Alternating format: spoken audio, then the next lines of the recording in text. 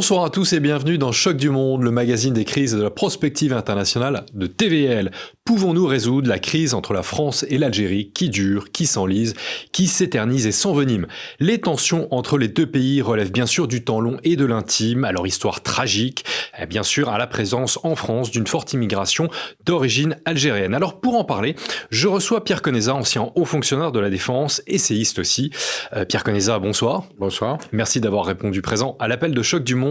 Vous avez récemment publié Vendre la guerre, le complexe militaro-intellectuel, et vous travaillez actuellement sur le poids des diasporas dans les choix géopolitiques, mais aussi sur la victimisation et la repentance occidentale, ce qui devrait beaucoup nous intéresser aujourd'hui. Alors, c'est l'arrestation d'un agent consulaire algérien accusé de l'enlèvement d'un influenceur, lui aussi algérien exilé en France, qui a remis le 14 avril dernier le feu aux poudres entre Paris et Alger. 12 diplomates français ont été en représailles, expulsés par Alger, puis 12 agents consulaires algériens par Paris. Alors Pierre Conesa, question en apparence simple pour commencer, à qui la faute selon vous? Vous savez, la France et l'Algérie sont comme un vieux couple. C'est-à-dire qu'ils passent leur temps à se disputer. Ils ne se séparent pas d'ailleurs, vous avez remarqué. C'est-à-dire qu'il y a des montées de fièvre et puis ensuite il y a des réconciliations parce que les intérêts réciproques sont tellement importants. Bon, cela dit, effectivement, je crois que du côté algérien au moins, l'idée d'une crise avec la France est une ressource politique. C'est-à-dire qu'effectivement, quand un gouvernement algérien décide de taper sur la table contre la France, quel qu'en soit le motif d'ailleurs, on en reparlera, on a l'impression qu'il recherche une espèce de supplément de légitimité. Bon, ce qui n'est pas le cas du côté français. C'est-à-dire, pas le cas du côté français, ne veut pas jouer l'escalade? Non, c'est pas ça, c'est que, si vous voulez, 62, quand se fait la fin de la guerre d'Algérie, c'était été une période très douloureuse, etc., avec tous les massacres et tout ce qu'on peut imaginer. Pour l'Algérie, c'est un fait constitutif, c'est-à-dire c'est la date de naissance de la République algérienne. Pour la France, De Gaulle, à ce moment-là, décide que c'est la construction de l'Europe qui devient la priorité. C'est-à-dire que non seulement la France n'a plus envie de parler de la guerre d'Algérie, n'oubliez pas que le contingent y était allé quand même, et puis que, si vous voulez, la nouvelle perspective de la France, c'est la construction de l'Europe, la réconciliation franco-allemande, etc. Donc, si vous voulez, on détourne le regard. Et ça, ce décalage-là, si vous voulez, fait que ça n'est pas une ressource que de ressortir une crise avec l'Algérie.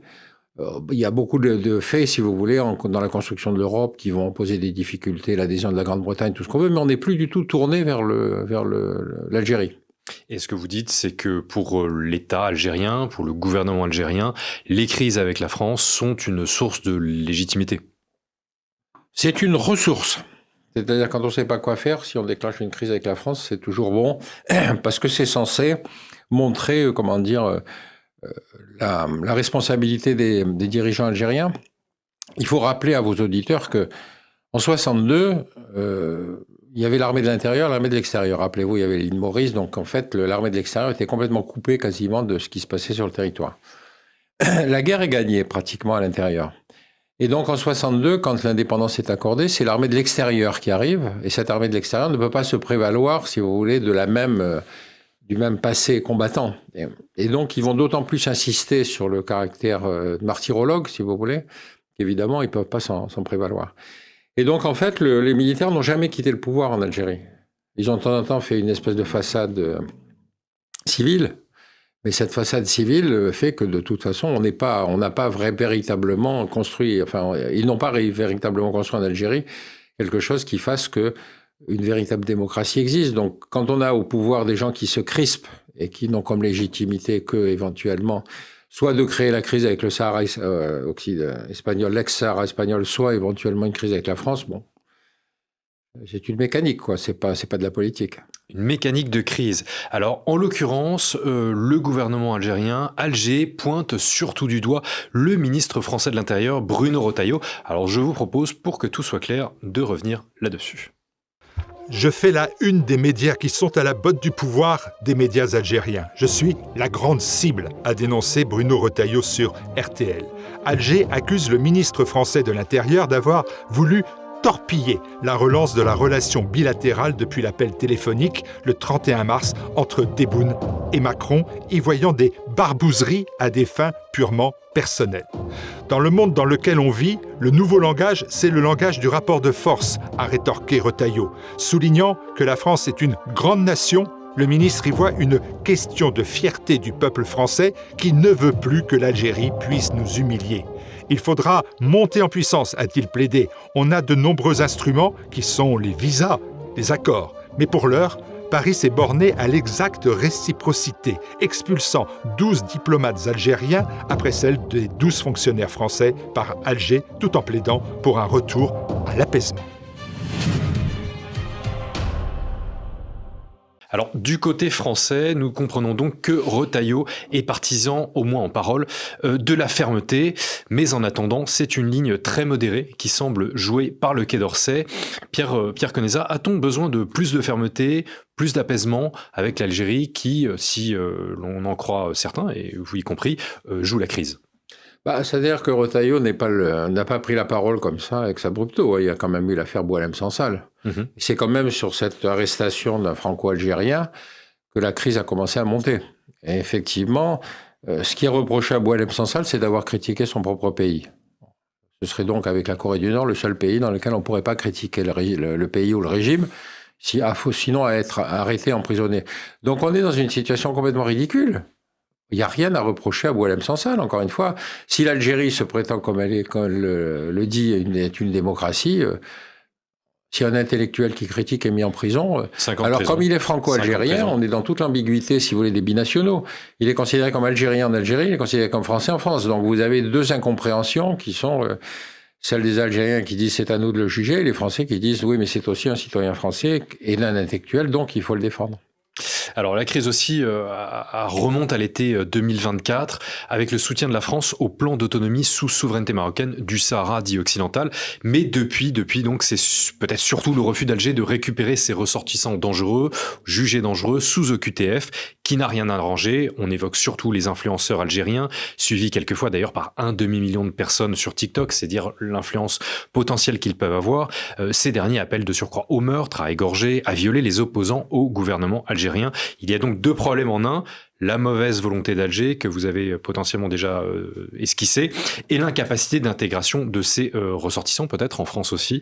Peut-on sortir de cette impasse, selon vous, Pierre Conesa ? C'est la capacité, d'abord, sur le point de l'intégration, on n'a pas que les agitateurs, si vous voulez, qui ont été emprisonnés par la France. Il y a quand même tous les Algériens qui vivent en France, qui sont parfois des binationaux, qui ont des enfants qui sont scolarisés, etc., qui ne posent pas problème. Bon. Donc évidemment, ce sont les points de crispation qui sont les plus intéressants. Bon. Sur le sujet, effectivement, je reviens en arrière. L'Algérie, si vous voulez, en 62, donc décide de rompre une grande partie avec son histoire française, si vous voulez, et donc il va y avoir un processus d'islamisation de la société algérienne. Ce processus d'islamisation, vous en connaissez finalement le caractère paroxystique, puisque finalement, ils vont avoir 10 années de guerre civile avec après les élections, le fils et puis les GIA. Ce qui est intéressant, c'est que pour nous, avec notre droit d'asile, on accueille des islamistes parce qu'ils sont persécutés par leur régime. Et donc les Algériens l'ont un peu mauvaise, puisqu'ils estiment qu'effectivement, nous protégeons des gens qui sont par eux considérés comme des terroristes. Donc on reviendra sur le droit d'asile, si vous voulez, mais le seul fait de considérer qu'un individu persécuté par son régime a droit à l'asile en France, on a connu quelques ratés dans ce domaine-là. Bon. Donc, si vous voulez, les Algériens ont ça en passif, si vous voulez. Et évidemment, ils sortent de cette crise meurtrie.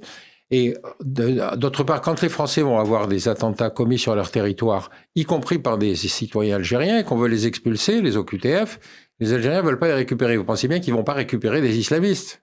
Donc on est dans ces situations ridicules où effectivement, pour des raisons de droit européen, on ne peut pas expulser des gens, quelle que soit leur nationalité, si on n'est pas en mesure de vérifier qu'ils seront bien traités chez eux. Vous imaginez bien qu'en Algérie, comme ils ont des chances d'être bien traités. Donc, on est dans une absurdité juridique qui est proprement européenne, qui concerne pas. Alors après, effectivement, il y a le cas des agitateurs, des influenceurs, si vous voulez, qui menacent des Algériens vivant en France, et qui, eux, sont même pas dans la situation de terroristes. Simplement, ils sont dans la situation de gens qui viennent ici et qu'on peut expulser parce qu'après tout, il n'y a pas de raison de faire régner une ambiance dans un pays en accusant des opposants étrangers. Bon. Et donc, on va essayer de les expulser et c'est cela que l'Algérie refuse. C'est-à-dire même ces citoyens algériens qui ne présentent aucune difficulté sont refusés par le gouvernement algérien. Donc, on est dans une absurdité absolue. Je ne sais pas ce qu'il faut faire maintenant, j'avoue. Je vais revenir sur ce que vous avez évoqué sur le système politique algérien, sur le fait que les militaires ne tenaient encore le pays. Est-ce que le fond du problème est le fait que le système politique algérien semble à certains égards en fin de vie? C'est une bonne question parce que justement, on a pensé quand ont été organisées les élections en 88, je crois, et qu'effectivement le fils a gagné ces élections, on pensait que le système était effectivement en fin de course et qu'on allait passer un processus un peu plus normé. Bon, il se trouve que ça a été le fils, qu'ils ont décidé d'arrêter politiquement toutes les têtes politiques du fils, et ça a laissé la place au GIA, le groupe islamique armé. Ces groupes islamiques armés étaient en fait des groupes d'une extrême violence qui évidemment ont beaucoup agi sur la société algérienne.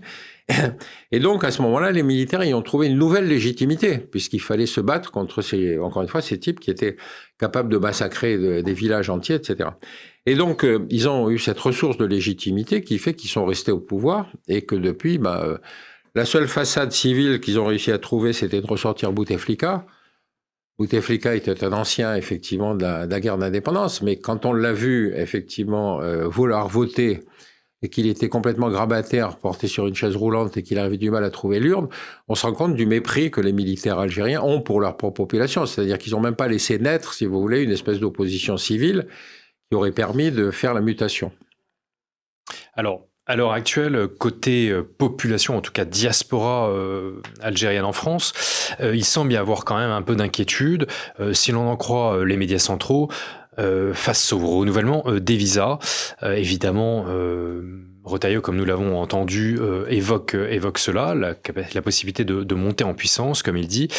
Mais en tout cas, pour l'heure, les chiffres de 2024 ne semblent pas encore menaçants à leur égard. Je cite, « En 2024, le nombre de titres de séjour accordés pour la première fois à des ressortissants algériens était en baisse de 9,1%, mais les renouvellements sont en forte hausse à près de 25%, 24,3% pour être plus précis. Y a-t-il la possibilité pour la France de taper du poing sur la table et de sortir cette, arme nucléaire des visas pour résoudre cette crise? De toute façon, on a toute la palette des actions. N'oubliez pas qu'il y a des négociations qui sont avec le Quai d'Orsay, que le président lui-même, les présidents se sont rencontrés, et qu'en même temps, si vous voulez, c'est comme dans la commedia dell'arte, il faut que tous les rôles soient distribués. Effectivement, Retailleau est dans la position de l'homme de la dure. Explication en politique intérieure, en politique extérieure, peu importe. Ce qui est certain, c'est qu'il personnalise, si vous voulez, l'idée d'une ligne dure. La ligne dure étant évidemment d'agir sur les visas, puisqu'il y a tellement de familles, si vous voulez, qui sont à cheval sur la Méditerranée, que c'est sûr que ce serait le point extrême, si vous voulez, qui provoquerait la crise absolue. Maintenant, si on continue dans cette espèce de pantomime qui fait qu'on passe son temps à s'accuser mutuellement, je ne sais pas comment on va en sortir. Parce que rappelez-vous quand même qu'en arrière-fond, il y a l'affaire Boualem Sansal, c'est-à-dire un intellectuel franco-algérien qui s'est permis de critiquer l'Algérie et qui est arrêté dès qu'il débarque à Alger. Ça veut dire que la France et l'Algérie, le seul pays du monde dans lequel une critique contre le pays vous vaut la prison. Non, il y a la Corée du Nord aussi, pardon. Alors, vous évoquez une nouvelle fois Boualem Sansal, mais tout cela aussi rentre dans ce que vous évoquez entre la victimisation, la repentance d'un côté. C'est le cycle infernal. Peut-on sortir de ce cycle infernal ? C'est-à-dire que, pour ce qui concerne l'Occident, en tout cas, la repentance, si vous voulez, est un phénomène très général. C'est-à-dire les deux guerres mondiales, la fin des guerres de décolonisation, etc. Donc, que l'Occident, qui était triomphant au début du XXe, à la fin du XXe, se sente moins sûr de lui-même et, si vous voulez, beaucoup plus prêt à accepter, si vous voulez, les discours d'anciennes victimes, est un phénomène qui est très important. Dans ce phénomène de repentance, évidemment, le rôle joué par les intellectuels est très important, puisque vous aviez là des gens qui ont construit, si vous voulez, ce discours de mise en accusation, en considérant que, par exemple, après la guerre de 14, la thématique, c'était le capitalisme assoiffé de gains, fauteur de guerre. Bon. Après la guerre de 40, ça devenait plus compliqué puisqu'on avait en face de soi un régime nazi. Mais par contre, vous avez eu une espèce de tentation des intellectuels français vis-à-vis des grandes utopies laïques du XXe siècle. Il y a ceux qui sont devenus fascistes, ceux qui sont devenus nazis, ceux qui sont devenus communistes. Simplement, après la Seconde Guerre mondiale, l'URSS faisant partie des vainqueurs, il était hors de question de critiquer. Donc on avait des gens qui étaient totalement aveugles sur ce qui se passait de l'autre côté et qui étaient d'autant plus intransigeants sur ce qui se passait ici, et y compris avec l'appui des guerres de décolonisation. Donc il y avait une crise de conscience et une repentance que l'Occident a acceptée, mais le rôle joué par les intellectuels est extrêmement ambigu. Il a fallu attendre les grandes crises. Rappelez-vous qu'un personnage comme Sartre, il a quand même réussi à être stalinien, maoïste, Khmer rouge. Enfin, je veux dire, et c'était considéré comme le grand penseur. Bon. Donc, vous voyez, ce bilan critique, il faut le faire entre nous. Et évidemment, le rapport à l'Algérie fait partie de notre domaine, puisque c'était quand même la guerre de décolonisation qui a mobilisé le contingent, donc qui a touché la totalité de la société française. Et ça, évidemment, c'est dur à revivre. Ah, c'est un grand tabou français, en réalité, que nous n'avons jamais résolu. Oui, c'est ça. C'est-à-dire que, si vous voulez, après, en 62, on n'avait plus du tout envie d'en parler. Or, il y avait eu, pendant la guerre, effectivement, des horreurs qui ont été commises. Il y en a eu, parce qu'encore une fois, il fallait gagner cette guerre. Rappelez-vous qu'on est dans une situation où on venait de perdre l'Indochine, Dien Bien Phu en 54, et tout de suite commence la guerre d'Algérie. Bon. Et donc, une partie de l'armée de métier, si vous voulez, qui vont estimer que si De Gaulle arrive au pouvoir, c'est justement pour enfin pouvoir l'emporter, parce que la 4e République était faible, divisée, etc. Or, c'est De Gaulle qui va finalement solutionner la question. Vous connaissez la suite, le référendum, etc. Bon, l'autodétermination. Et donc, si vous voulez, il y avait cette déchirure profonde dans l'armée, et effectivement, ça a donné naissance à l'OS, avec des attentats là-bas et ici. Bon. C'est une profonde déchirure de la société française, mais c'est vrai qu'après, en 62, De Gaulle devait proposer une perspective politique, et ça a été la construction de l'Europe. Et donc justement, si vous en venez à l'Europe, des horreurs, ont malheureusement eu lieu en Algérie, des horreurs ont aussi eu lieu pendant la Seconde Guerre mondiale en Europe. Ça ne nous a pas empêché de construire l'Union européenne petit à petit, en tout cas à ses débuts, qui était un projet qu'on peut dire optimiste, si vous voulez, et avec nos anciens ennemis. Pourquoi cela est-il impossible avec l'Algérie ? Le cas de la réconciliation franco-allemande, quand j'ai écrit La fabrication de l'ennemi, je me suis posé la question à la fin, est-ce que finalement il est possible de déconstruire l'ennemi ? Le seul exemple que j'ai trouvé, c'est le franco-allemand. Ce franco-allemand, il a eu lieu pour plusieurs raisons. D'abord parce que c'était 2 hommes d'État. Phénomène rare, hein, c'est difficile à trouver un homme d'État. En l'occurrence, De Gaulle, on connaît son histoire, mais Adenauer avait fait la guerre dans l'armée danoise. Bon. Et donc, ce sont 2 hommes qui décident d'arrêter le match. Mais vous savez que quand De Gaulle invite Adenauer pour parler du traité de l'Élysée, il l'invite à colomber les 2 églises, parce qu'il a trop peur, s'il l'invite à Paris, qu'il y ait des manifestations. Bon, finalement, vous connaissez la suite. C'est parce qu'on fait la réconciliation franco-allemande qu'on va pouvoir faire l'Europe. Donc, si vous voulez, vous avez un pays qui est dorénavant complètement tourné vers la construction européenne et qui se désintéresse de l'Algérie. Par contre, la situation algérienne, ça va être la construction d'une mythologie qui va être enseignée dans toutes les écoles. Et dans toutes les écoles, vous avez effectivement des jeunes gens qui vont vivre dans le souvenir des martyrs, de l'admiration des combattants, etc. Et de désignation de l'ennemi français. Pardon ? Et de désignation de l'ennemi français. Et de désignation de l'ennemi français, mais qui n'ont comme seule solution que de venir chercher du boulot en France. Vous voyez l'hypocrisie, ou en tout cas la schizophrénie du système, voilà. Mmh. Et donc ça n'a pas été résolu non plus du côté algérien, ni du côté français, ni du côté algérien, puisqu'évidemment, en France, la récrimination à l'encontre des Algériens était encore perfusée dans la société française. Ça ne jouait pas avec les Marocains ni avec les Tunisiens. Donc effectivement, il y a un travail d'historien qui a d'ailleurs été fait, mais enfin bon, ça calme pas les politiques, ça. Et est-ce que cela peut-il calmer les populations ? Donc vous évoquez, vous étudiez souvent les questions des diasporas. Il y a donc ce problème sociopolitique avec cette potentielle schizophrénie au sein d'une population d'origine algérienne, ou en tout cas, d'origine algérienne. Moi, je suis pied noir d'origine. Et donc, j'ai eu l'occasion, après 62, d'y retourner peut-être 10 à 15 ans plus tard. Je ne sais plus quand c'était exactement. Ce qui m'a beaucoup frappé, c'est qu'à partir du moment où vous dites à des Algériens que vous êtes pied noir, ils se disent « vous êtes de chez nous ». Vous voyez toute l'ambiguïté de la situation, puisqu'on pourrait penser justement que le rapport au pied noir soit celui qui était le plus conflictuel qu'on pouvait imaginer. Donc, si vous voulez, chacune des 2 populations a des arguments pour ne passer sur ces différends. Est-ce qu'il y a une dimension politique, si vous voulez, qui s'instrumentalise chez les politiques, que ce soit du côté algérien ou du côté français? Rappelez-vous quand même qu'une partie du Front National était quand même sur une thématique très anti-algérienne, hein, le profil du père Le Pen, etc., etc. Donc il y avait quand même ces souvenirs. Là, il y a un saut de génération, c'est-à-dire qu'il y a un changement d'équipe politique. Maintenant, ce qui est grave, à mon avis, c'est qu'on constate qu'il y a des attentats terroristes en France touchant à des 3e générations, c'est-à-dire de jeunes qui ont ce passé mythologique, si vous voulez, raconté par leurs parents, et qui sont capables de faire des attentats ici. Et ça, c'est quand même grave. Ça veut dire qu'on n'a pas soldé complètement l'histoire, si vous voulez. On n'a pas pris cette distance qui rend la chose acceptable. Et pensez-vous que le gouvernement a pris l'ampleur du phénomène en main et a pris justement ces mesures-là pour tempérer les choses de crainte d'une escalade? Je parle d'une escalade vraiment sur le territoire français. Bah, écoutez, c'est tout à fait possible, parce qu'effectivement, quand les Algériens refusent de récupérer soit leurs nationaux terroristes condamnés par le juge français, etc., même leurs agitateurs, alors qu'eux, ils n'ont même pas de passif judiciaire en France, on se demande quelle va être la solution. Il faut acheter une île quelque part au milieu de la Méditerranée, quoi. Est-ce que vous avez le sentiment que la France n'en fait pas assez face à l'Algérie? Non, pardon, parce que... excusez-moi, face au gouvernement algérien. Ah oui. Non, je pense que, si vous voulez, le problème n'est pas pensé de la même manière des deux côtés. C'est-à-dire qu'effectivement, on voit bien que la prise de position de Retailleau, c'est la ligne dure, et qu'en même temps, les diplomates continuent à discuter, que les présidents se rencontrent, etc.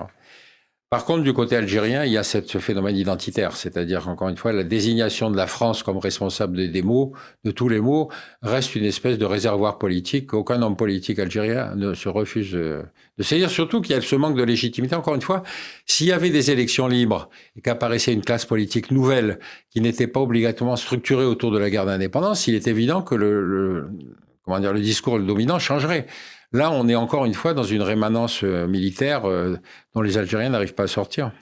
Une rémanence militaire dont les Algériens n'arrivent pas à sortir, eh bien ce sera le mot de la fin. Pierre Conesa, merci beaucoup d'avoir répondu à l'appel, encore une fois, de Choc du Monde. Merci à tous d'avoir suivi ce nouvel épisode. Surtout, n'oubliez pas de le commenter et bien sûr de le partager. Merci à tous et bonne soirée. Merci à vous.